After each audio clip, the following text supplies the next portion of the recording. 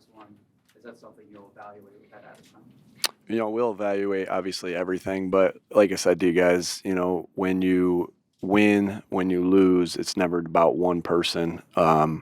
We all collectively have to do a better job, and that's going to be starting with us as coaches, starting with me as a coach, finding solutions to getting the offense going. And so I'll put that on us as a staff, and put that on me most individually there to help get this thing pointed in the right direction. But yeah, no, still stay with that. You can't. It's the greatest team sport there is, and it's never about one person. We all have to look internally and all have to get better, and coaches and players. Nick, you offense though, you return 10 or 11 starters. You guys spend more money on that than the NFL. Why is it not? Yeah, if I wish I could tell you this is exactly what it is, and this is hard. It's not easy to you know to be successful, stay successful. So we have to again, we have to do it collectively. We have to do it collectively as a unit. Like obviously, if I knew exactly what it was and everything that it was, then we'd have fixed it.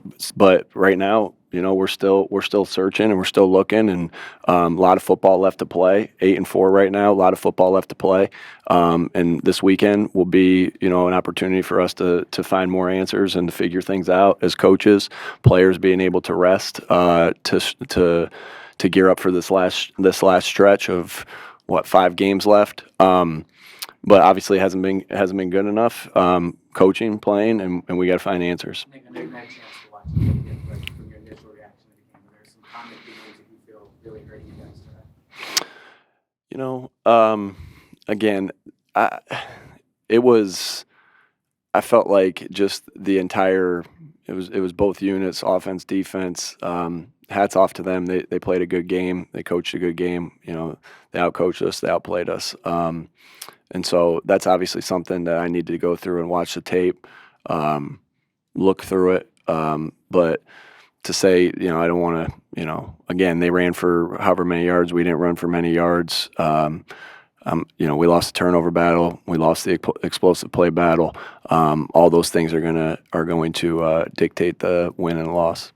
Typically, you pride yourself on having a very physical team. They ran for 281 today. What is the disconnect that you think happened there?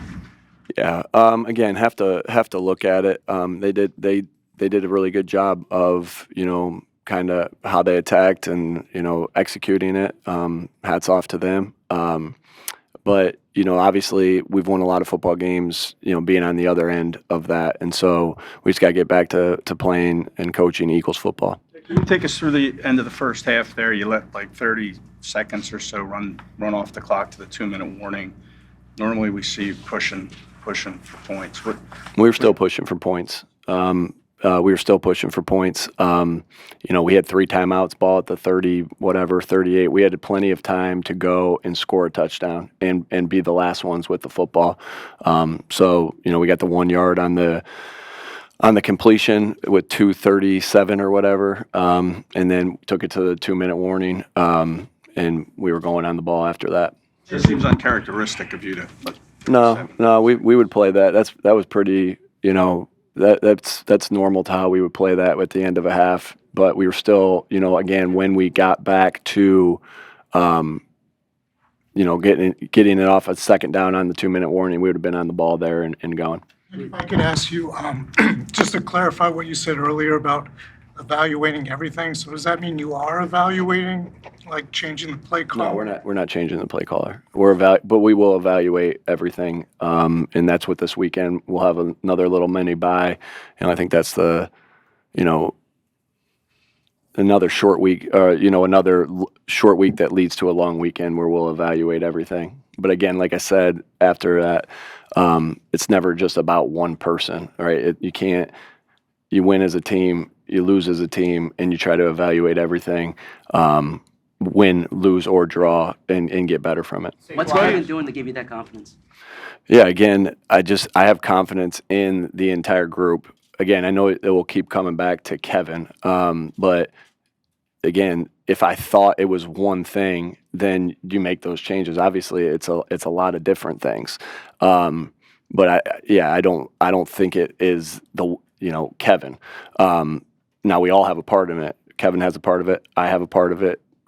All the coaches have a part of it. All the players have a part of it.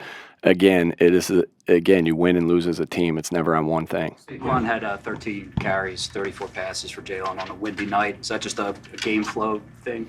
Yeah, and then also how how the game goes at the end, where you're trying to get back in the game. We obviously had a lot of throws there at the end. I thought early on we had some good runs. We didn't have a ton of plays in the first half, but early on we had some good runs.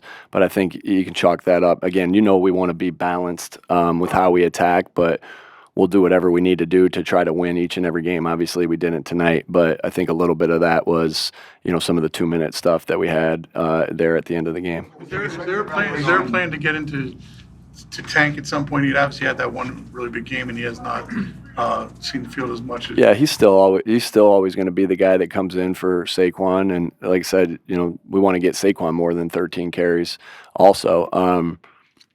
But we have a lot of confidence in him when he goes into the football game to make plays, and we'll continue to roll the way we're rolling with it. And but yeah, when he goes in, he's had some really good plays.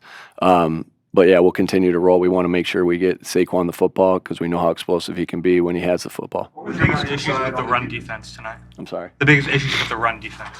Yeah, it's a lot of different things. So you're gonna look and say, first of all, did we do the things we needed to do as coaches to help put them in positions? And then it's going to be about block destruction, tackling, getting how we get off the blocks, how we tackle. Have to look at that. Felt like Swift had a couple opportunities or had a couple of plays that he got some extra yards with some yards after making some guys miss. He's an electric back. But again, I'll have to look at exactly what all of it that went down, but I know that when you're giving up that many yards, again, everybody has a hand in that. So, how with where we are as far as, how we're putting guys on defense, but then also how we block destruct and how we, take on blocks and how we tackle. What's the big difference between With those factors of blocking, block destruction and those things, I'm sure there's schematic parts of that, but in correcting, it seems like there might be a motivational, an effort part of that, toughness on your end, on how you get that across. How do you go about correcting that? Yeah, I see our guys playing with extreme effort. That's something that we talk about a lot. We look at a lot. We chart our loafs, and our guys. I know I've seen for the past. What are we on? 12 games, 11 games, extreme effort. So I'm never going to question that because they've proven it to me over and over and over again how hard they play for each other. So I don't think at all it was an effort thing. Yeah, again, we just the as an offense as a whole. Obviously, we weren't good enough as an offense as a whole. Coaching, playing, everything.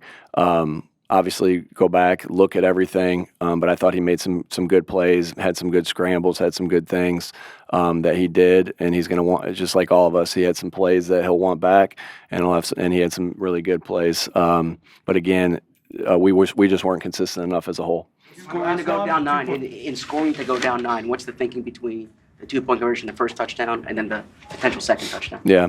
Obviously, we had to get one at one point. We had to get a 2-point conversion at one point. I've done a lot of studies on that in my notes. Down 9, I'm always going to go for 2 in that scenario. So I followed the plan that, again, I don't try to take anything for. I don't try to wing anything in the situational football. That's what I wanted to do. That's in my notes from my studies in the past, and that's what we did. Now, the thought behind it is, at least, you want to know exactly what you need right there. As far as, if you go down 7, then obviously it's a 1-score game. If you go down 8, I know it's a 1-score game as well. But yeah, that's what we do in that scenario. I'll always go back and look and reconsider things. had 3 timeouts there to be able to potentially kick it deep there if we did get it. Obviously we didn't in that particular case, but at some point you're going to need it, and I always want to know early what I need going forward. All right, thank you, folks. Thanks, everybody.